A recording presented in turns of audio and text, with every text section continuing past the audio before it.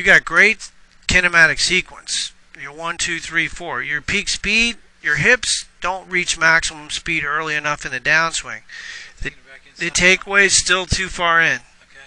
And that's causing you to come just a little bit, a little out. But you're not really over the top. It just looks that way because you're so far inside. You're in a better position. You're a little steep coming down, but that I think we can fix with the takeaway. Now, I would like you to get your hips to turn a little bit more. I don't think you turn your hips enough. Yeah.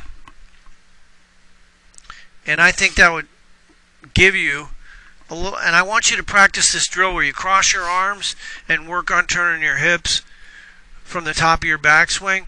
I want you to work on your backswing turning your hips more. So at home I want you to work on getting your hips to turn 45 degrees. So turn, and now you're going to start down with the hips. There.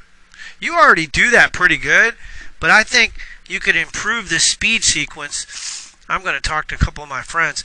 We got to get this 1, 2, 3, 4 sequence down. So instead of starting with your lead arm, then your trunk, then your hips in terms of speed sequence, we got to get that hip to reach maximum speed earlier, which means we got to snap that hip a little bit more. But I think the takeaway still we got to fix. I don't like that because I think that's causing you to get a little steep coming down. But I mean, that's still better than what you had before. Your hands aren't deep enough at the top because you don't turn your right hip enough. You can't get your hips back if you don't turn your... I mean, you can't get the club back if you don't turn your hips. So, I mean, we're just talking about 3 more inches back there. Oh, yeah, that would just kind of flatten everything. Yeah, that would shallow it out. Man, you'd be right here coming down. That's it. So, the handle's got to move with the club head. You cannot break your wrist like that.